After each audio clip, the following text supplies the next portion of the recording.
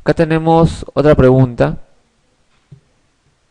El tratamiento de una fractura de extremidad proximal de húmero desplazada y con 4 fragmentos en un paciente anciano colaborador es: ¿qué pasa si es que tenemos una fractura de extremo proximal de húmero desplazada con 4 fragmentos? ¿A qué va a ir esta fractura? A una necrosis vascular de todas maneras. Si es un paciente anciano colaborador, o sea, ¿qué es lo que me están diciendo acá? El paciente es activo, seguramente trabaja, todavía está totalmente activo. ¿Qué es lo que le podríamos plantear de inicio? Tratamiento funcional ortopédico. Le ponemos su plaquita, si sabemos que va a haber la necrosis vascular, o de frente le planteamos una prótesis. Una prótesis. En este caso, en pacientes jóvenes o en pacientes activos, en pacientes que tienen gran actividad, de frente podemos plantear una prótesis. No, por eso yo les decía al inicio, se ve de acuerdo al paciente también. En este caso, lo mejor es una prótesis porque sabemos a qué va a ir esta fractura. Es un paciente colaborador que va a seguir trabajando. Me dice, quiero seguir trabajando, entonces vamos a tener que pensar en una prótesis. Es lo que le va a ir mejor. Este es un tratamiento con placa y tornillos, ¿no? Una placa y tornillos, ¿no? En el cuello quirúrgico, ¿no? Listo. ¿Alguna pregunta hasta ahí?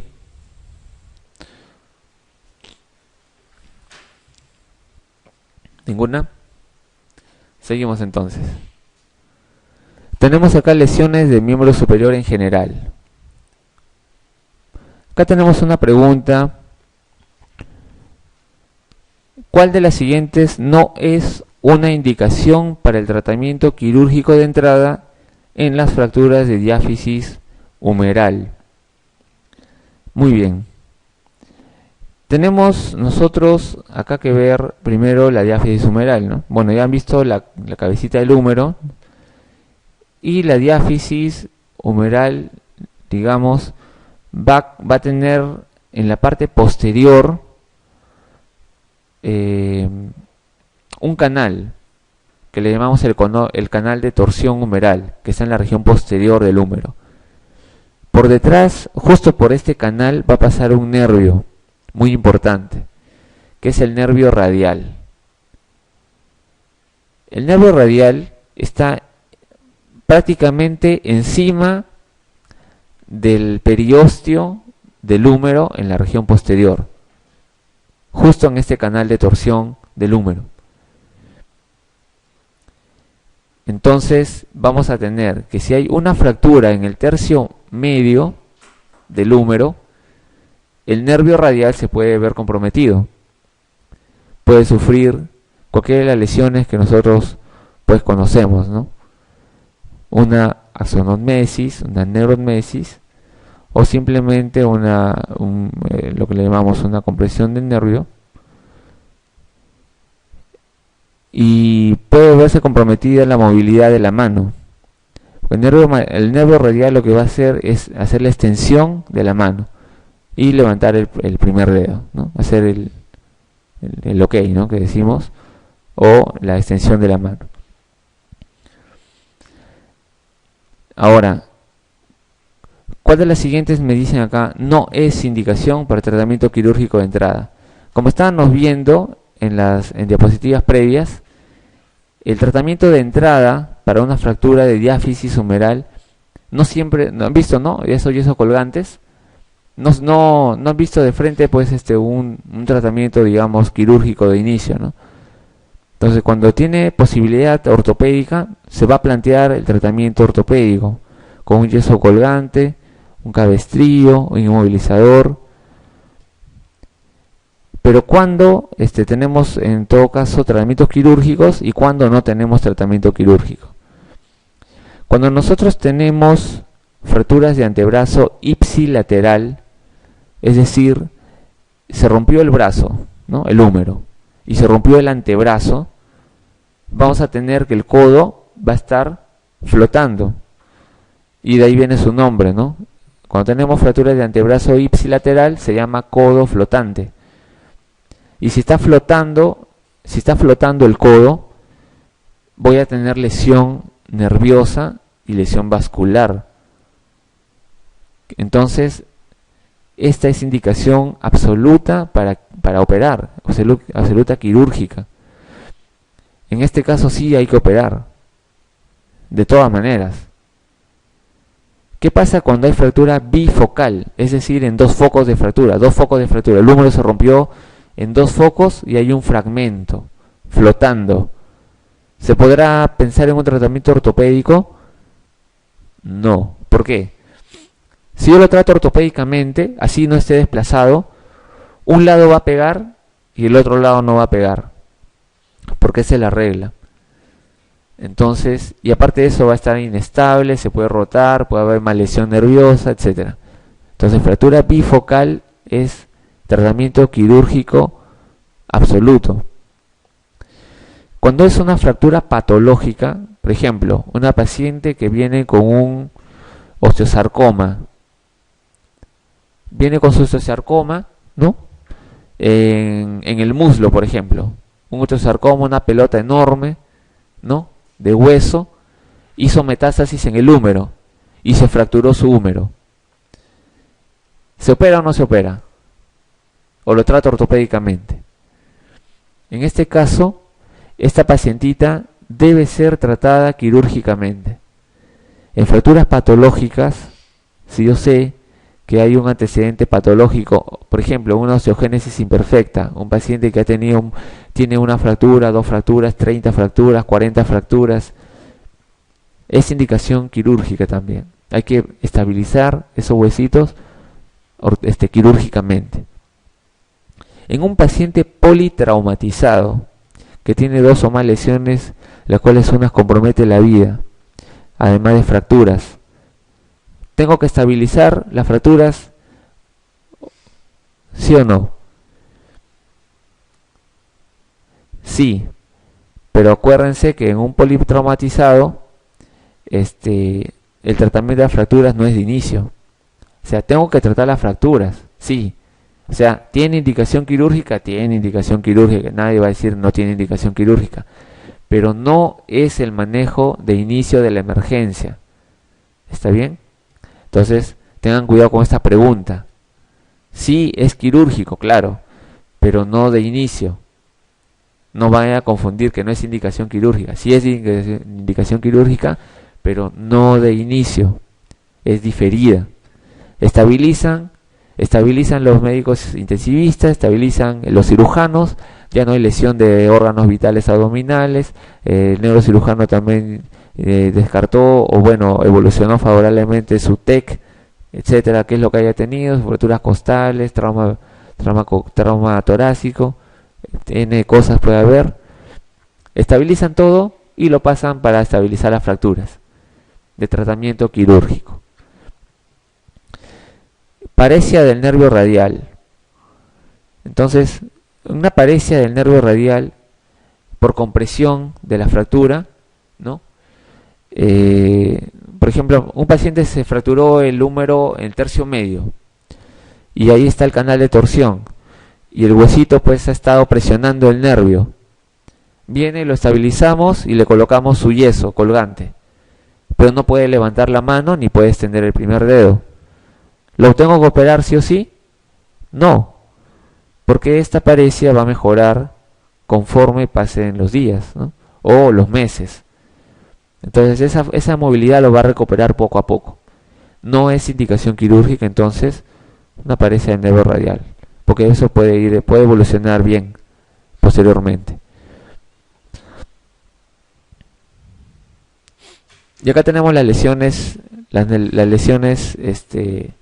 de los nervios. La afectación del nervio radial, las lesiones de nervios son, como estamos mencionando, ¿no? Una apraxia, ¿no? O una neuropraxia, la sonognesis y la neurognesis. La neuropraxia es simplemente una compresión del nervio, o en todo caso una lesión simplemente por una contusión, por un golpe del nervio, por la fractura, o por los movimientos que genera el foco de fractura a nivel del nervio. En este caso, hablando del nervio radial, una neuropraxia, o sea, una irritación del nervio, va a producir que la mano esté caída y no pueda levantar el primer dedo, no pueda hacer el OK. La axonotmesis viene a ser una lesión nerviosa por ruptura de axones, que no lo voy a ver macroscópicamente, sino por microscopio, pues, ¿no? Porque son axones que se rompen. Entonces está demostrado, pues, que hay irritación nerviosa y así unas fibras nerviosas que son partes, pues, de este nervio se van a ver comprometidas o seccionadas. En cambio, la sección total del nervio se va a llamar la neuromesis. El neuromesis viene mesis de cortar, no es el jugador de Brasil, de Argentina. Neuromesis, se corta todo el nervio, y va a generar, pues, un problema permanente de inhabilidad para poder movilizar, levantar la mano, extender el primer dedo. ¿Qué pasa cuando hay una neuromesis? Se tiene que operar el paciente. El tratamiento es quirúrgico. O sea, se tiene que hacer una reparación nerviosa, de todas maneras. Pero también hay lesiones mayores. Una avulsión radicular alta. En la parte donde salen las raíces nerviosas puede haber un arrancamiento. Por ejemplo, en pacientes politraumatizados, a veces tienen su brazo en la puerta en el momento que sufrió el choque y se arranca el brazo, y pues puede haber avulsión radicular, obviamente severas, ¿no? Son lesiones graves. Y la isquemia nerviosa por factores locales o proximales de lesión vascular de diferentes tipos, ¿no? Que puede ser muchos tipos. Entonces, lo más frecuente cuando hay una fractura es que ese nervio se irrita, ¿no? O se comprime, o bueno. ¿Y eso cómo se va a llamar? Neuropraxia.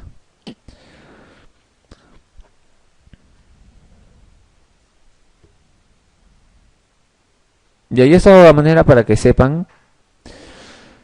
El húmero también tiene otra porción. Ya estamos disecando prácticamente al húmero. Estamos en la porción distal. La porción distal del húmero, por acá ahí está. Por acá hay un gráfico, donde vamos a ver la región distal del húmero. Esta es la región distal del húmero. Y tiene, pues, 3 porciones importantes. Esas 3 porciones nosotros le vamos a llamar paleta humeral. Esa paleta humeral tiene 3 porciones. Quiero que pongan, por favor, su brazo en supinación, su antebrazo en supinación, su mano así, y quiero que se toquen acá un reborde en la región lateral, en la región radial, encima, ahí está, encima del codo, una zona, una bolita, por encima del olecrano, ¿no? Encima. Eso se llama epicóndilo. Epicóndilo o cóndilo lateral. Epicóndilo. En la región medial, por adentro, en la zona cubital, vamos a tocar otra bolita, se llama epitróclea. Y la región del medio se va a llamar la zona intercondilar, y la región encima de los cóndilos se va a llamar la zona supracondilia. Entonces, a manera de, digamos, ahora para ponerle un nombre, cuando nosotros tenemos una fractura supracondilia, también le vamos a llamar transcolumnar, supracondilia, encima de los cóndilos. ¿Por qué? Porque también le vamos a llamar como las columnas, ¿no? En cambio, la intercolumnar sería entre los dos cóndilos, una fractura totalmente longitudinal. La transcolumnar, una fractura horizontal encima de los dos cóndilos. La unicolumnar externa, el epicóndilo, y la unicondilar interna, la epitróclea o cóndilo medial también. La supracolumnar es encima de toda la paleta humeral. Entonces, una fractura supracondilia se denomina transcolumnar. Ese es otro nombre que también se le conoce.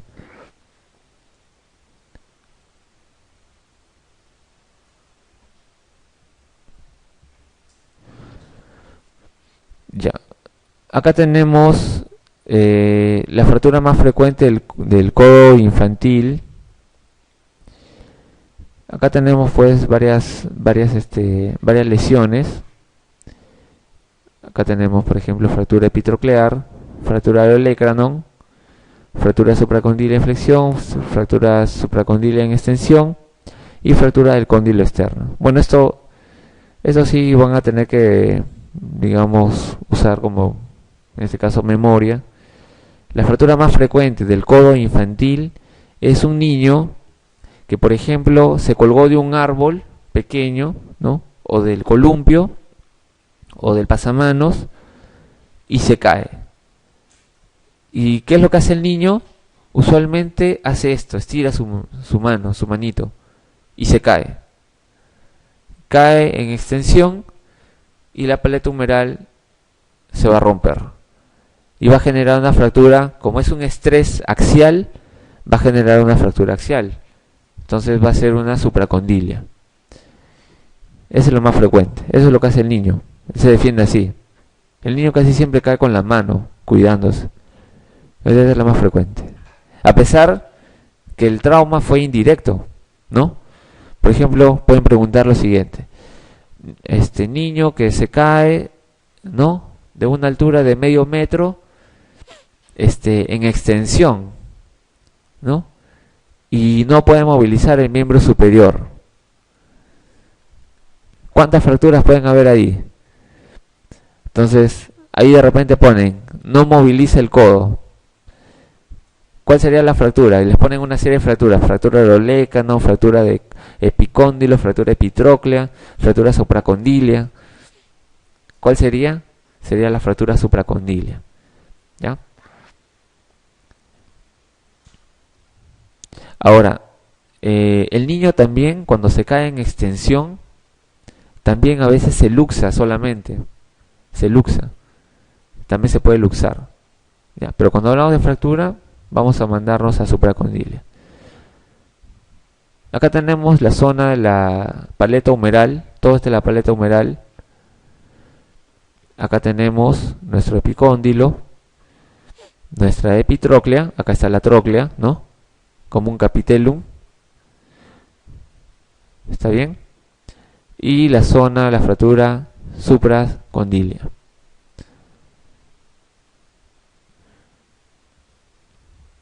Y ahora vamos con el nervio.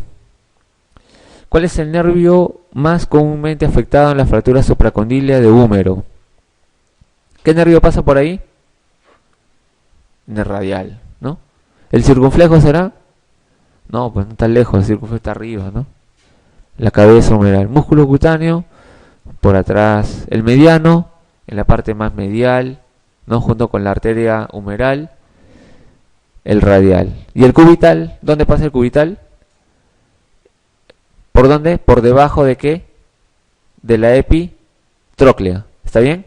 Por debajo de la epitróclea, justo acá. Ustedes se tocan acá y se golpean acá y van a sentir una corriente. Ese nervio cubital está ahí casi superficial. Ahí nomás está el nervio cubital.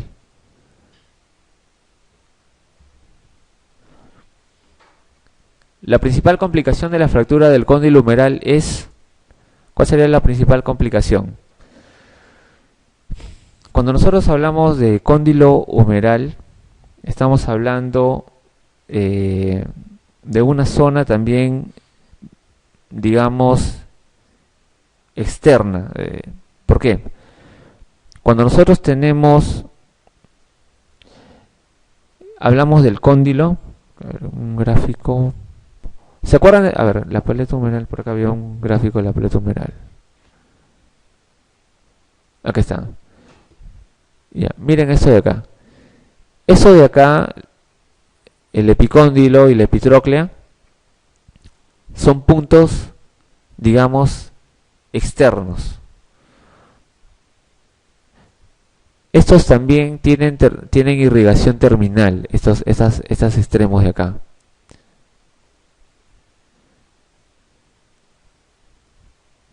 Entonces, cuando nosotros tenemos fracturas en esas zonas, como son zonas extremas, cuando se fractura solamente el cóndilo humeral, un cóndilo, ¿no? En este caso, cóndilo humeral se está refiriendo al epicóndilo.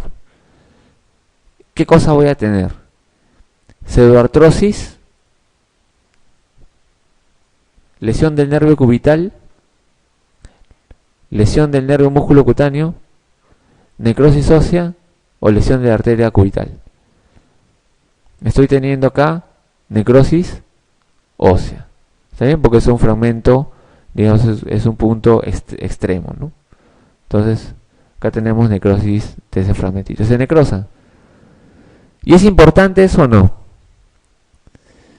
¿El epicóndilo, la epitróclea son importantes o no? Son importantes. Acuérdense que en la zona del epicóndilo se van a insertar todos los extensores. Entonces, si se necrosa eso, ¿qué voy a tener? Dificultad para hacer la extensión. Y si se necrosa la parte de la epitróclea, ¿qué voy a tener? Problemas para hacer la flexión, todos los flexores. Entonces, voy a tener limitación funcional importante. Acá tenemos ahora fracturas de antebrazo. Y esto de acá que siempre siempre marea Montella y Galeazzi, pero a partir de ahora ya no debe ser un problema para ustedes.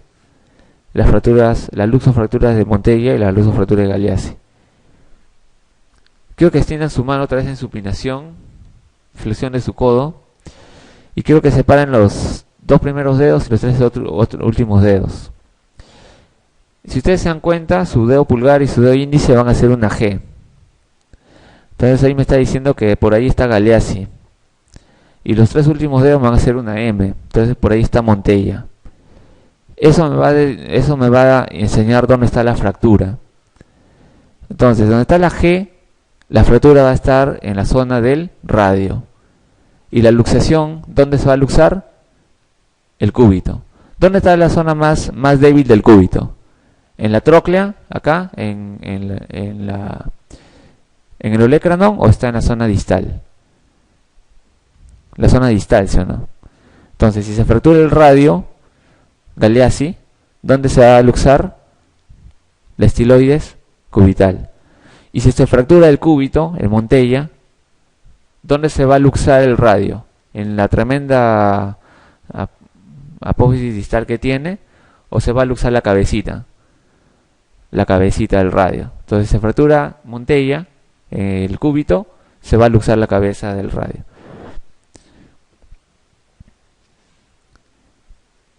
¿Cuál de las siguientes fracturas de antebrazo más frecuentes? Ahora me hablan de las fracturas más frecuentes.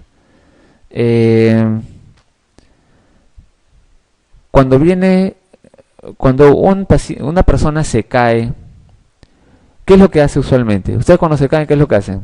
Extienden su mano y se caen así de mano, o sea, ¿no? Todos hacemos eso, ¿no? Yo también hago eso.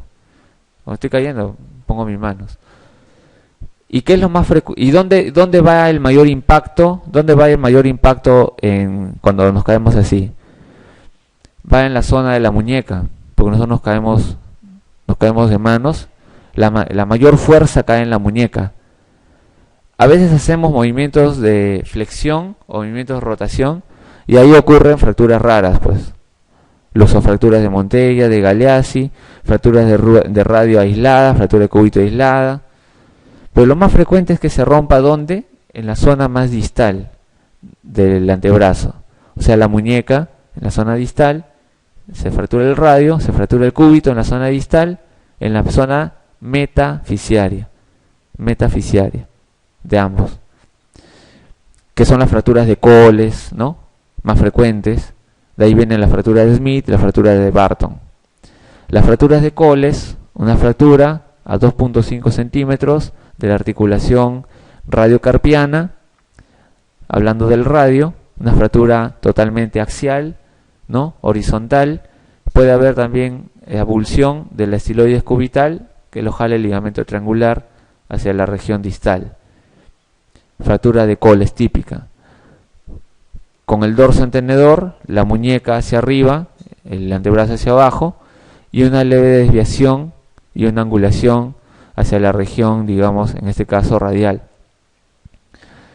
La fractura de Smith, el Colles invertido, con la mano en la región inferior hacia volar y el antebrazo hacia la región distal, posterior. Entonces la Smith, el Colles invertido. El Barton, una fractura articular típica que viene a ser, que no viene a ser otra cosa que la misma fractura, digamos, de Colles, pero que se extiende hasta la articulación. Lo típico es pues el fragmento más volar, ¿no? Como una cuña, como un triangulito, como una T en la región del radio, una fractura en esa zona, pero que va hasta la articulación. Entonces, con todo eso, si yo tengo fracturas de antebrazo, voy a ver acá las fracturas de cúbito y radio son las más frecuentes. ¿Está bien? Esas son las más frecuentes.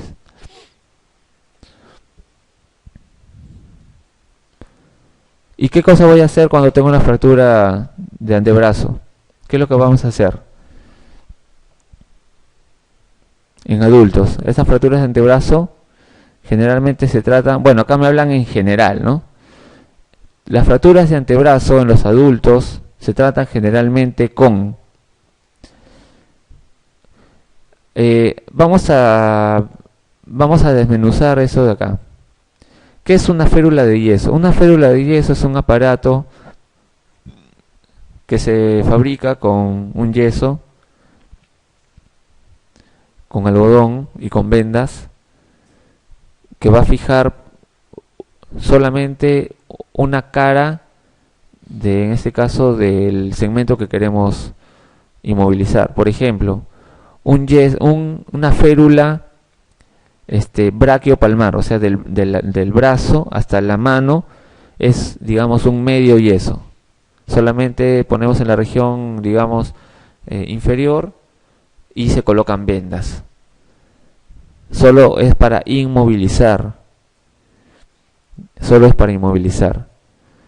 Pero se va a mover la mano o el codo, se puede mover, pues la venda se afloja, se puede soltar, etcétera. El yeso también a veces no está muy fuerte, se rompe.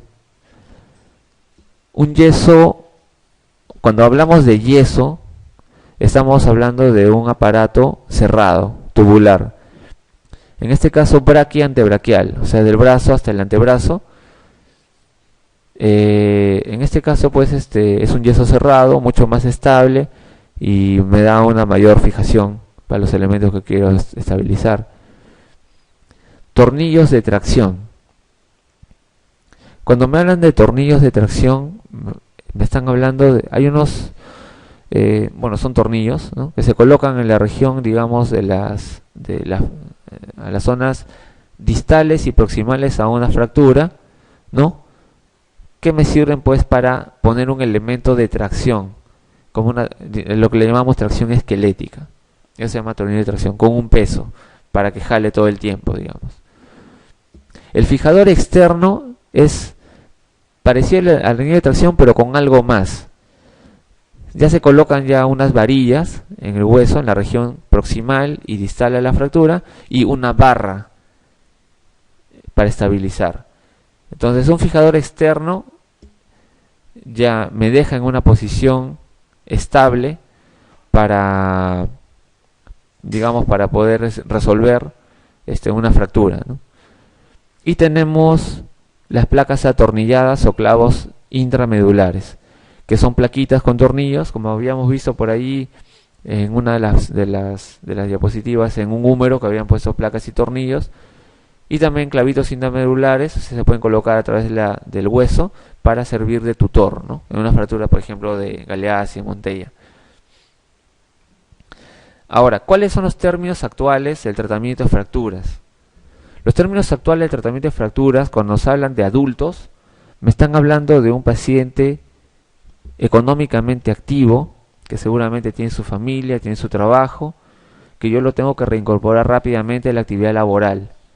Por lo tanto, cuando ustedes vean acá en alguna pregunta de traumatología adultos, presten mucha atención. Diferencian niños, adultos de ancianos, porque un adulto es un paciente, así como nosotros, que está estudiando, está trabajando, etcétera, que tiene que reinsertarse rápidamente a la actividad laboral. Entonces, estos pacientes no pueden esperar. O la indicación al menos es que no deberían esperar.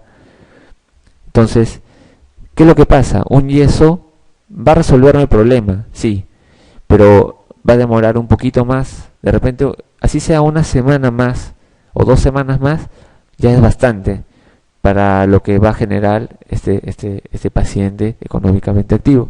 Esa es la indicación actual.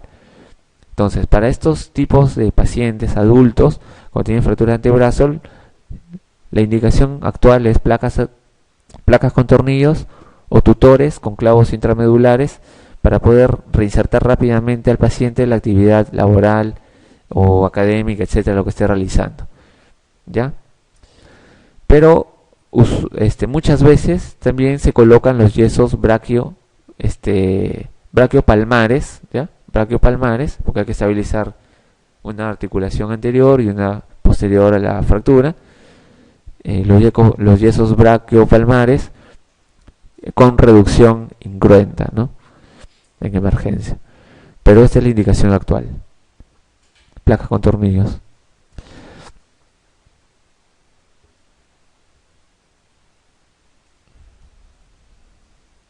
Aquí está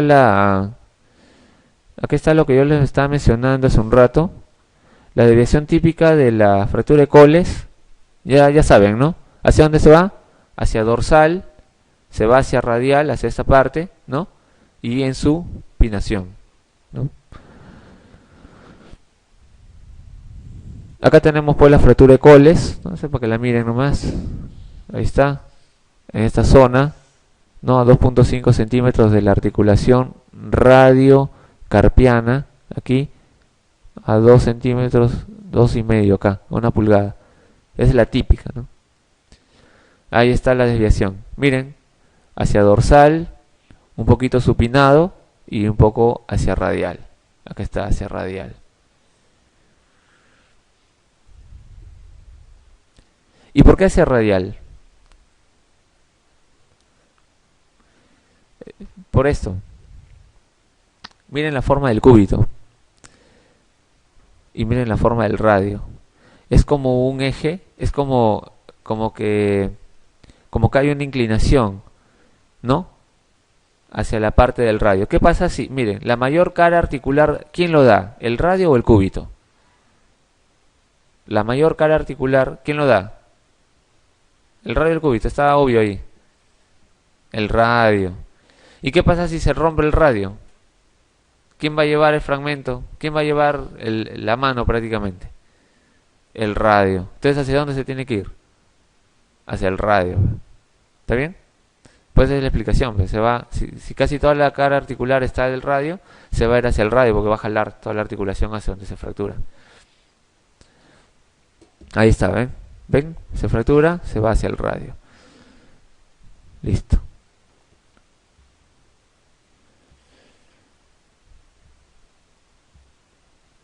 ¿Cuál de los siguientes tendones se secciona con mayor frecuencia tras una fractura de Coles? Bueno, cuando hay una fractura de Coles, nosotros tenemos acá un tendoncito que se va a insertar justo en esa zona, en esa zona distal del radio. ¿Está bien? Que es un musculito largo, ¿no? Es un musculito largo, por eso llega hasta ahí. Los cortos terminan ahí, los cortos del pulgar terminan en el carpo. En cambio, hay un musculito largo que llega hasta la zona del radio. ¿Cuál es? ¿El flexor o el extensor? En este caso es el extensor, ¿ya? es el extensor largo, y ese se rompe. Sí se rompe, pues. Se rompe este tendoncito. Pero a veces solamente con la reducción los cabitos se juntan ahí y cicatrizan y forman su fibrosis. Entonces es necesario repararlo.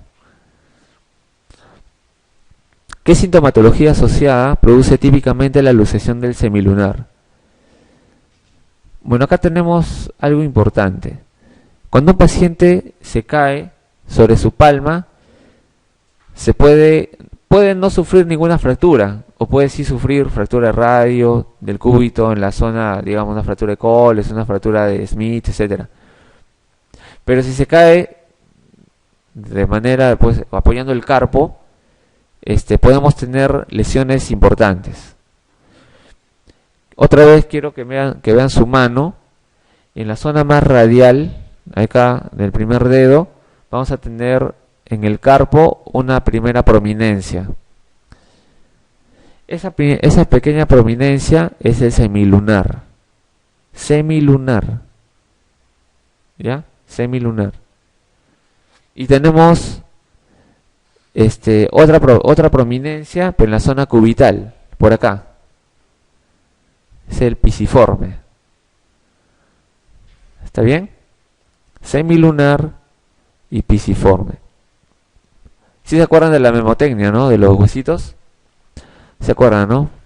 Ese pipí, ¿no? Escafoides, semilunar, piramidal y pisiforme. Y así como esa canción, tra, gra, ga, ¿no?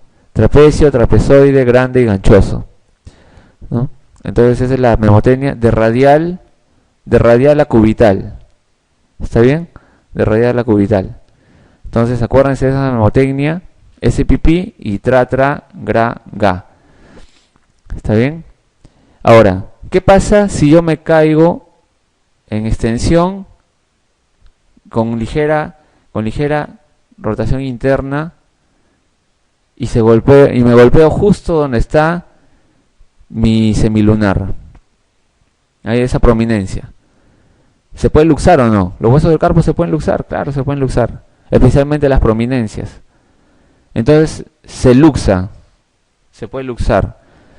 ¿Y qué cosa está acá al medio? ¿Qué canal que conocen está al medio acá, de la muñeca? El canal del carpo, el túnel del carpo, ¿no? Y este semilunar, cuando se luxa, se mete a ese canal. Se mete. ¿Y qué nervio puede lesionar ahí? El mediano. Entonces, ¿cuál sería acá entonces la respuesta? El mediano, ¿no?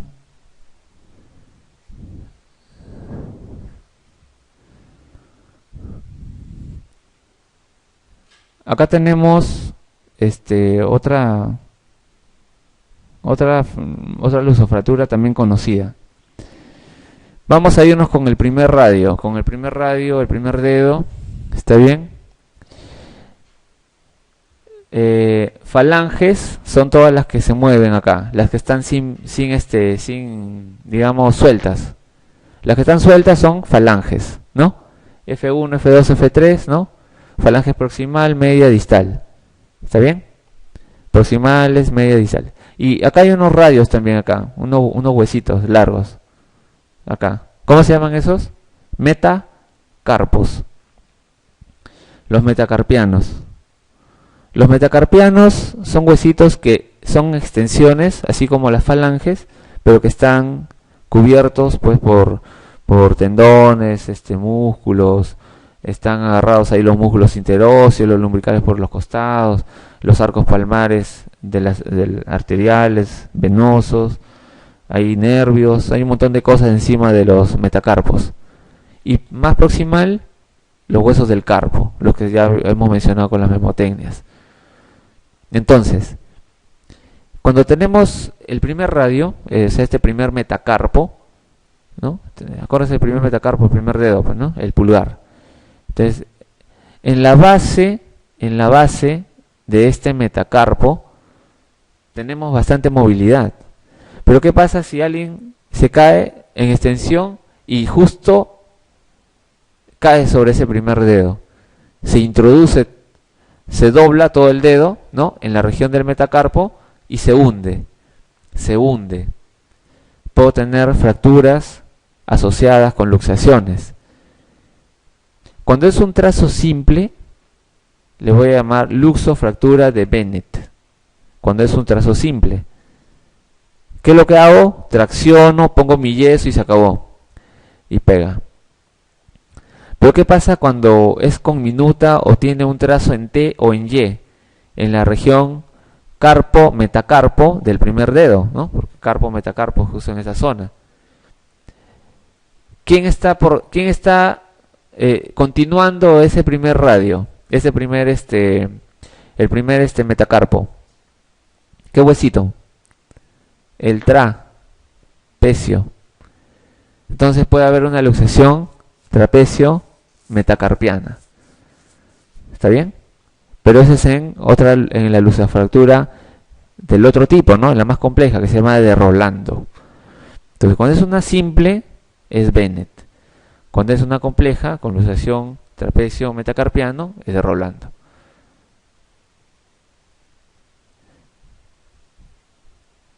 ¿Y qué complicación? Miren, ¿cuál es este dedo? ¿Tiene bastante movilidad o no? Tiene bastante movilidad. Y si tiene bastante movilidad, si yo no lo estabilizo bien, me puede dar una pseudoartrosis, ¿no? Claro, porque tiene bastante movilidad. Como es una, como puede generar una pseudoartrosis, la pseudoartrosis de pequeñas articulaciones y clásicamente pues de este primer radio tiene nombre propio, pequeñas articulaciones, se llama risartrosis. Entonces una complicación de esa fractura, la luxofractura de Bennett, es la risartrosis. Ahí está.